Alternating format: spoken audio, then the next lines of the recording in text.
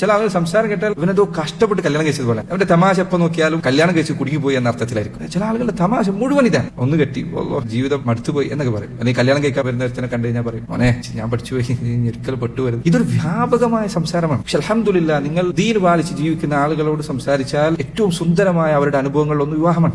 ഇമാം അഹ്മദ് ഇബ്നു ഹംബൽ റഹിമഹുല്ലാഹ് അദ്ദേഹം തന്റെ ഭാര്യയെ കുറിച്ച് പറയാറുണ്ടായിരുന്നു എന്നാണ്, ധാരാളം വർഷം ഞാൻ അവളോടൊപ്പം ജീവിച്ചിട്ടുണ്ട്, ഞങ്ങൾ രണ്ടുപേരും ഒരു വാക്കിൽ പോലും പരസ്പരം തെറ്റിയിട്ടില്ല. ഇമാം അഹ്മദ് റഹിമഹുല്ലാഹ് അദ്ദേഹത്തിന്റെ ഭാര്യയെ കുറിച്ച് പറഞ്ഞ വാക്കാണ്. അദ്ദേഹം അതിനുശേഷം പിന്നെ കല്യാണം കഴിച്ചിട്ടില്ല, അവരുടെ മരണത്തിന് ശേഷം പിന്നെ അദ്ദേഹം കല്യാണം കഴിച്ചിട്ടുള്ളതാണ്. യഹ്യ അൽ ഹിന്ദി അൽ അൻദലൂസി അദ്ദേഹം തന്റെ ഭാര്യ മരിച്ചു, എന്നിട്ട് അദ്ദേഹത്തിന് മരണം ആസന്നമായപ്പോൾ അദ്ദേഹത്തിന്റെ മകനോട് അദ്ദേഹം പറഞ്ഞ വസിയ്യത്തുകളിൽ ഒന്നിപ്രകാരമാണ്, ഞാൻ മരിച്ചു കഴിഞ്ഞാൽ എന്റെ ഖലീലത്തിനോടൊപ്പം എന്റെ കൂട്ടുകാരിയോടൊപ്പം അവളുടെ ചാര എന്നെ ഖബറടക്കുക, അവളുടെയും എന്റെയും എല്ലുകൾ മണ്ണിൽ ചേർന്ന് ഒരുമിക്കട്ടെ. എനിക്ക് ആഗ്രഹമുള്ളതുപോലെ എന്റെ ഖബർ അവളുടെ ഖബറിന്റെ മുന്നിലോ പിന്നിലോ സൈഡിലോ എവിടെ വേണമെങ്കിലും നീയാക്കിക്കും. ഞാൻ അവളുടെ മുന്നിലാകുന്നതോ അവൾ എന്റെ മുന്നിലാകുന്നതോ എനിക്ക് പ്രയാസമില്ല. മരിച്ചതിന് ശേഷവും നിലനിൽക്കുന്ന സ്നേഹമാണ്. സഹോദരങ്ങളെ, അള്ളാഹുവിനനുസരിച്ചുകൊണ്ട് ജീവിക്കുക, കുടുംബജീവിതത്തിൽ അള്ളാഹുവിനെ സൂക്ഷിക്കുക. ദുനിയാവിലെ മനോഹരമായ അനുഭവങ്ങളിലൊന്നാണ് വൈവാഹിക ജീവിതം. അതങ്ങനെയാണെങ്കിൽ അള്ളാഹു അങ്ങനെ തൗഫീഖ് നൽകിയാൽ, അതങ്ങനെയല്ലെങ്കിൽ ദുനിയാവിലെ പ്രയാസങ്ങൾ, കടുത്ത പ്രയാസങ്ങളിലൊന്നാണ്. ഇത് വലിയൊരു തലവേദനയാണ്.